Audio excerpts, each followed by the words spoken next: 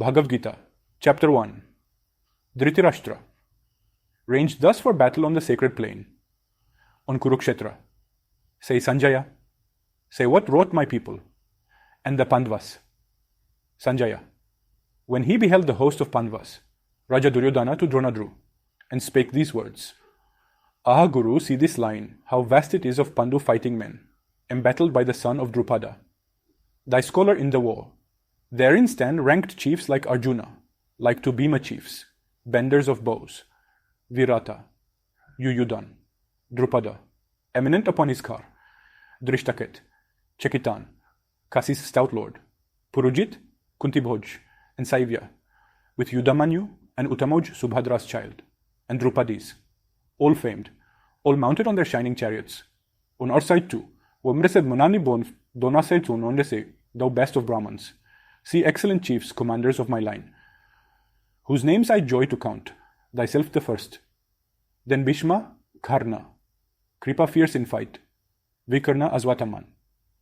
Next to these strong Somadati, with full many more valiant and tried, ready this day to die for me their king, each with his weapon grasped, each skillful in the field, weakest meseems. Our battle shows where Bhishma holds command, and Bhima fronting him, something too strong.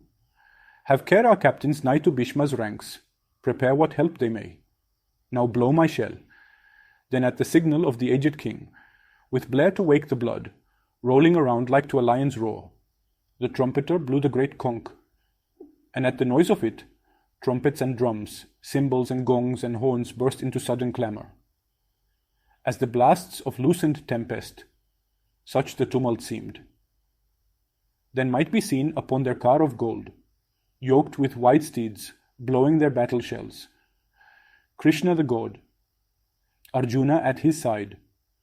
Krishna, with knotted locks, blew his great conch, carved of the giant's bone.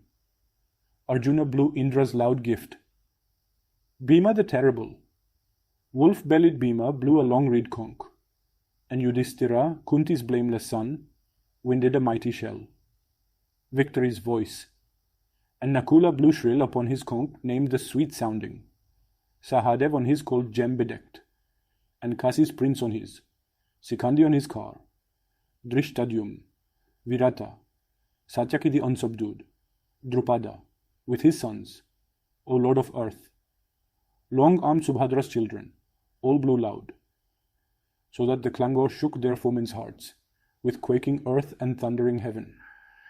Then 'twas, beholding Dhritarashtra's battle set, weapons unsheathing, bows drawn forth, the war instant to break Arjun, whose ensign badge was Hanuman the monkey, spake this thing to Krishna the divine, his charioteer, drive dauntless one, to yonder open ground betwixt the armies.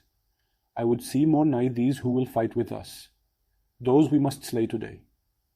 In war's arbitrament, for sure, on bloodshed all are bent who throng this plain, obeying Dhritarashtra's sinful son. Thus by Arjuna prayed, O Bharata, between the hosts that heavenly charioteer drove the bright car, reining its milk-white steeds where Bhishma led, and Drona and their lords. See, spake he to Arjuna, where they stand, thy kindred of the Kurus. And the prince marked on each hand the kinsmen of his house, grandsires and sires, uncles and brothers and sons, cousins and sons-in-law and nephews, mixed with friends and honored elders. Some this side, some that side ranged. And seeing those opposed, such kith-grown enemies, Arjuna's heart melted with pity, while he uttered this, Arjuna, Krishna, as I behold come here to shed their common blood, yon concourse of our kin, my members fail, my tongue dries in my mouth. A shudder thrills my body, and my hair bristles with horror. From my weak hand slips Gandiv, the goodly bow. A fever burns my skin to parching. Hardly may I stand. The life within me seems to swim and faint. Nothing do I foresee save woe and wail. It is not good, O Keshav. Naught of good can spring from mutual slaughter. Lo, I hate triumph and domination, wealth and ease, thus sadly won. Aho, what victory can bring delight, Govinda? What rich spoils could profit? what rule recompense? What span of life itself seems sweet, bought with such blood? Seeing that these stand here, ready to die, for whose sake life was fair and pleasure pleased, and power grew precious. Grandsires, sires and sons, brothers and fathers-in-law, and sons-in-law, elders and friends. Shall I deal death on these even though they seek to slay us? Not one blow, O Madhusudan, will I strike to gain. The rule of all three worlds. Then how much less to seize an earthly kingdom? Killing these must breed but anguish, Krishna.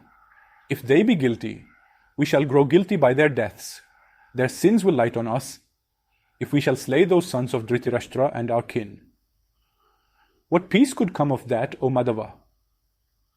For if indeed blinded by lust and wrath, these cannot see, or will not see, the sin of kingly lines overthrown and kinsmen slain, how should not we, who see, shun such a crime?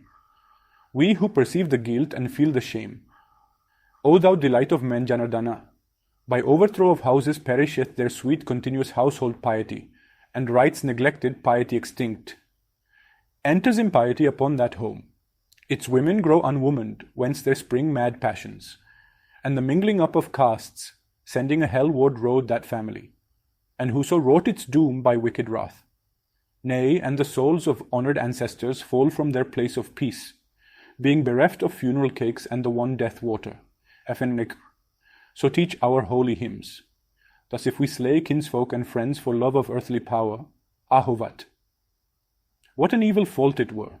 Better I deem it, if my kinsmen strike, to face them weaponless and bare my breast to shaft and spear than answer blow with blow. So speaking in the face of those two hosts, Arjuna sank upon his chariot seat, and let fall bow and arrows, sick at heart.